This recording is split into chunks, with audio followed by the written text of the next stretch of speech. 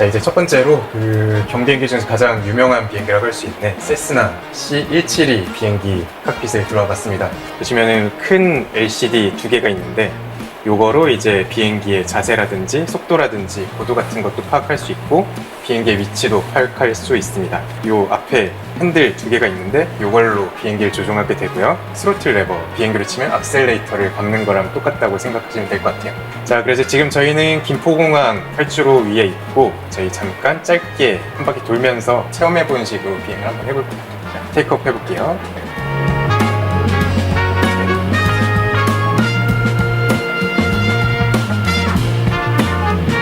와, 이게 핸들이 생각보다 무겁네요.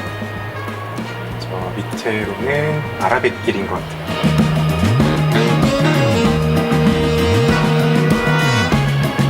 여기는 부천 어디인 것 같아요. 물론 뭐 FTD라는 특성이 있겠지만 그래도 실제 경량 비행을 할 때랑 느낌이 굉장히 좀 달라서 뭔가 살짝 어려운 느낌이 있는 것 같아요. 원래 제가 비행하는 그런 비행기는 가운데 있는 스틱으로 비행하다 보니까 핸들 형태의 이런 조종감도 뭔가 굉장히 좀 느낌이 새로운 것 같아요. 저 앞에 하이페리온 같은데? 목동? 가볼까? 여러분, 목동 하이페리온을 지나가고 있습니다. 실제로 이렇게 비행했으면 진짜 난리 났을 텐데 시뮬레이터니까 또 할 수 있는 묘미라고 할 수 있겠죠. 자, 이제 슬슬 김포공항으로 돌아가서 랜딩해 볼게요.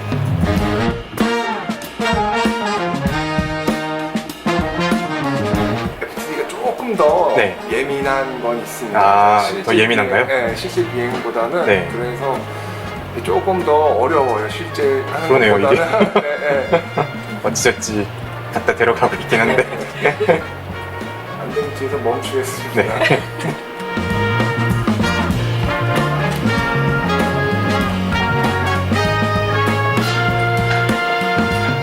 아주 나이스 랜딩이었습니다. 잘 보겠지만 감사합니다. 쉽지 않았습니다. 자, 여러분, 이제 저희는 보잉 737, 정말 국내에서 굉장히 많이 볼 수 있는 여객기죠. 보잉 737에 칵핏에 들어와서 비행을 준비해보고 있고 김포공항에서 제주공항까지 비행을 한번 해보려고 합니다. 비행기는 김포공항 게이트에 주기되어 있는 상황이고 엔진 시동 걸고 항로 입력하고 이륙해서 제주까지 가는 과정을 같이 날아보도록 할게요.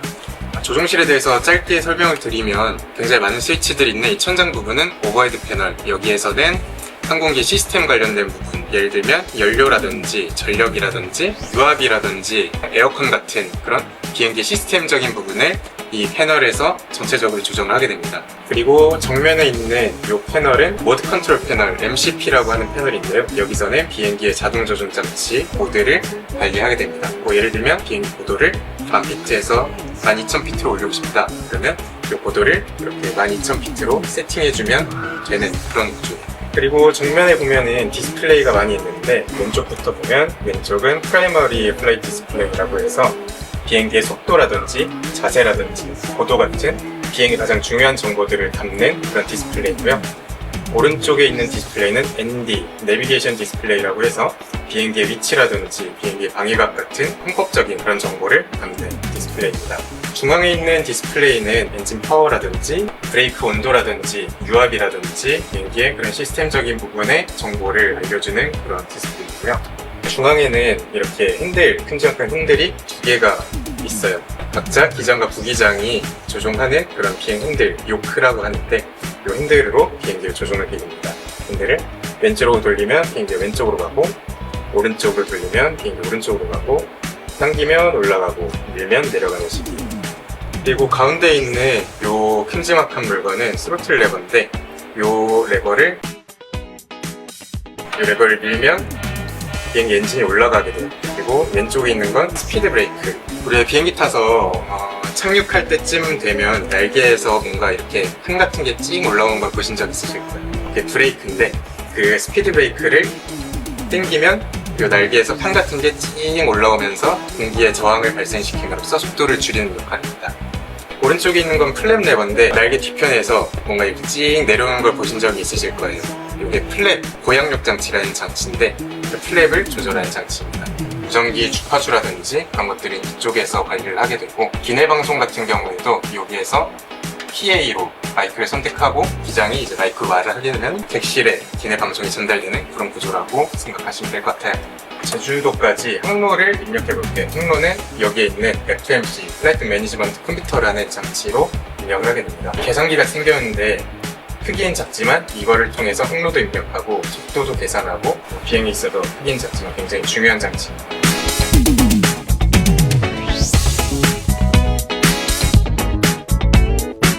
이렇게 하면 제주도까지 항로가 쭉 연결된 모습을 볼 수 있습니다.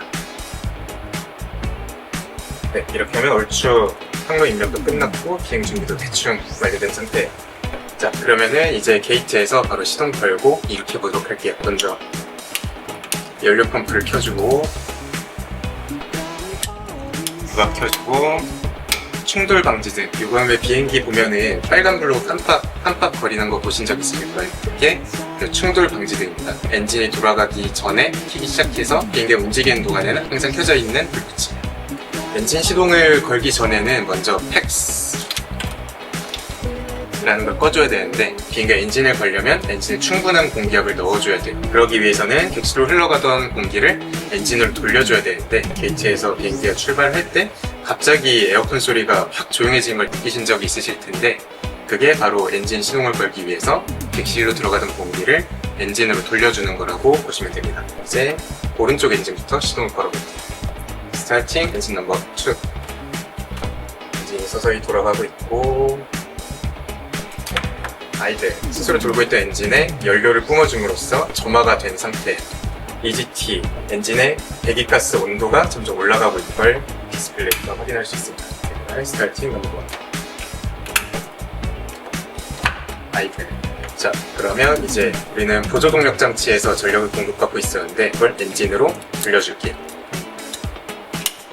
엔진으로 돌려줬고 센서 히터 그리고 꺼졌던 그리고 AQ를 꺼줬습니다. 그러면은 출발 준비 완료. 자, 이제 김포공항 이륙하기 위해서 활주로에 와 있고요. 바로 제주공항으로 이륙해 볼게요.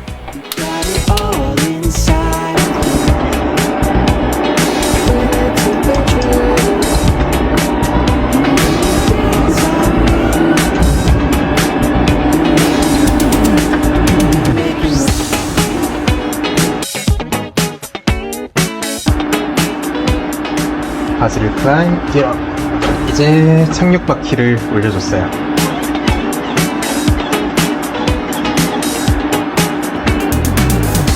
그리고 어느 정도 비행기가 안정이 되면 오토파일럿을 켜줍니다. 그런데 이 오토파일럿이라는 게 그냥 조종사 손 놓고 있으면 비행기 알아서 움직인다기보다는 자동차로 치자면 차선 보조 장치 아니면 크루즈 모드랑 비슷하다고 생각하시면 될 것 같아요. 운전자가 자동차의 속도 같은 거를 계속해서 바꿔줄 수 있듯이 비행기도 마찬가지로 자동 조종 장치가 걸려 있더라도 비행기의 방향이라든지 비행기의 고도 같은 걸 조정할 수 있습니다.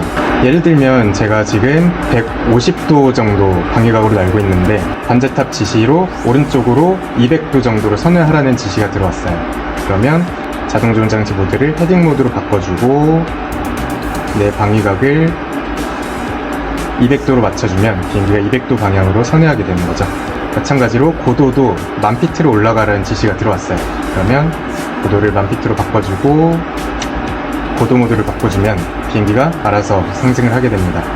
그리고 만약에 항로가 이렇게 휘어져 있는데 내가 이 불티 지점으로 곧바로 가고 싶다 하면 FMC에서 항로를 바로 끊어서 갈 수도 있고요. 그러면 바로 치팅한 항로가 만들어졌죠.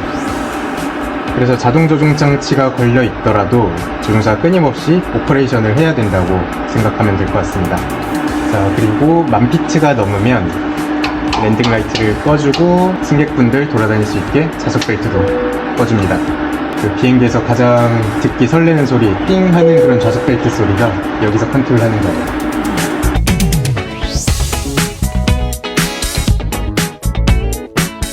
자, 여러분 이제 제주공항을 착륙하기 위해서 접근하고 있습니다. 제주공항까지는 15.8마일 남은 상황이고요. 자, 이제 제주공항을 향해서 착륙하기 위해 내려가고 있고요.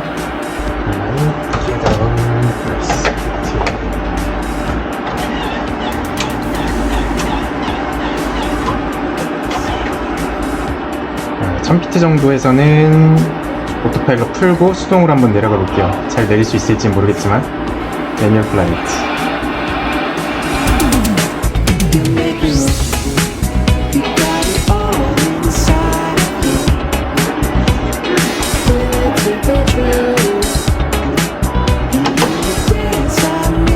스피드 브레이크 업.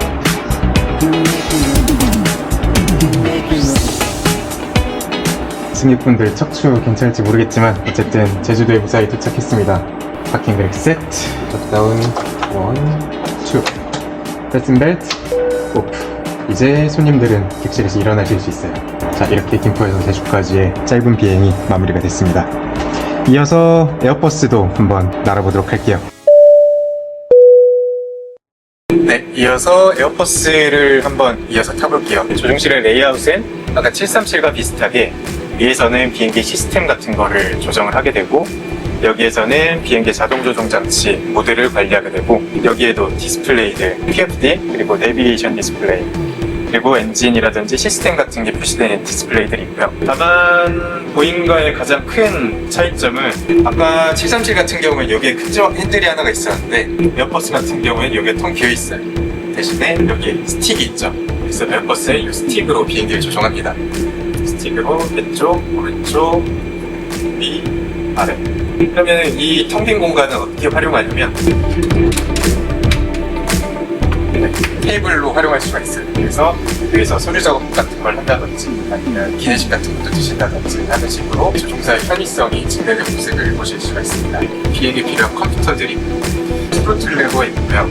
그리고 스피드 브레이크, 그리고 플랜. 근데 여기서 조금 재밌는 부분이라고 할 만한 게 아까 737 같은 경우에는 여기를 MCP 모드 컨트롤 패널이라고 했었는데 에어버스는 이 부분을 플라이 컨트롤 유닛 FCU라고 불러요. 그리고 아까 이 부분도 보잉 같은 경우에는 FMC라고 부르는데 에어버스 같은 경우에는 MCDU. 비슷한 장치임에도 불구하고 부르는 용어들이 조금씩 달라요. 그리고 또 한 가지 작은 차이점이 있다면 보잉 같은 경우에는 스위치를 이렇게 바깥으로 보내야 켜지는 거였다면 에어버스는 안쪽으로 할 때 켜지는, 그래서 이 위치가 좀 반대쪽으로 되어 있는데 보잉과 에어버스 제작사의 철학이 담긴 걸 수도 있고 아니면 음악의 사정이 있을 수도 있겠지만 뭔가 바라보는 입장에서는 자존심 싸움, 기싸움 이런 것도 조금 있지 않을까 생각을 해봤습니다. 이번에는 김포공항에서 인천공항까지 짧게 한번 비행을 같이 해보실게요. 김포에서 인천까지 한번 일으켜볼게요. And French 45 service runway for the direct route.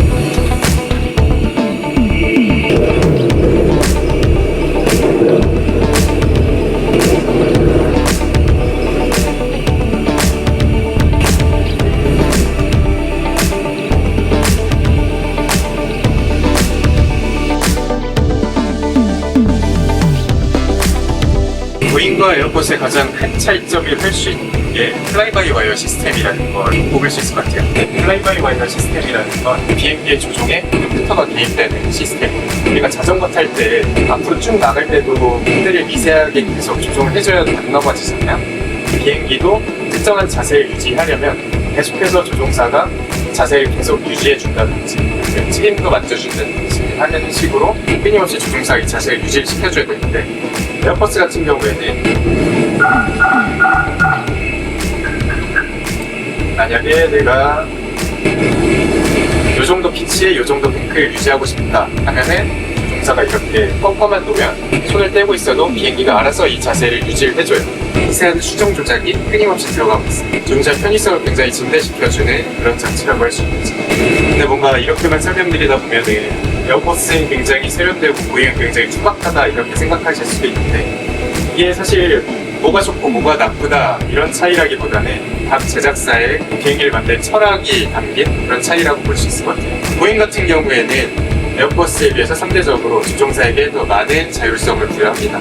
반대로 에어버스 같은 경우에는 비행기 시스템에 좀 더 초점을 맞춘 케이스라고 보시면 돼요. 쉽게 얘기해서 애플과 안드로이드 차이점이라고 생각하면 될 것 같습니다. 애플도 좋고 안드로이드가 더 안 좋고 이렇다기보다는 각각의 장단점이 있잖아요. 보잉과 에어버스도 똑같습니다.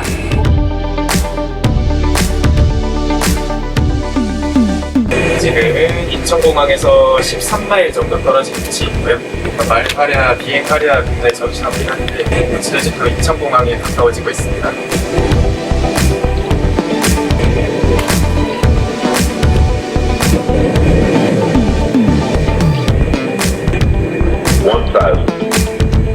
자, 이제 전면에 인천공항 주로가 보이고 수주롭게 접근하고 있습니다. 200, 50, 30, 20, retard.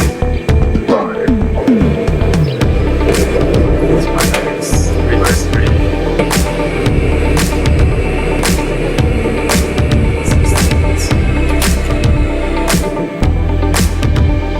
이렇게 김까지 인천까지 또 에어버스를 몰고 짧은 비행을 마쳤습니다. 짧게나마 오늘 이렇게 세스나 보잉 737 그리고 에어버스 A320 이 세 항공기의 비행을 체험해봤는데 이렇게 하루에 3가지 기종을 다 몰아보는 게 쉽지가 않은데 정말 유익했고 뜻깊은 시간이었고 정말 재밌는 시간이었던 것 같습니다. 여러모로 도움 주신 아세아 국장님 그리고 교관님들께도 참 감사드릴 마음이고요. 항공사 입사를 준비하신 분들에게도 굉장히 좋은 공간이 될 것 같고 조종사 꾸민 분들, 조종사가 꾸민 자녀분들을 두신 부모님들에게도 굉장히 좋은 공간이 되지 않을까 싶습니다. 네, 그럼 영상 봐주셔서 감사드리고요. 영상이 재밌으셨다면 구독과 좋아요 한 번씩 부탁드리겠습니다. 감사합니다.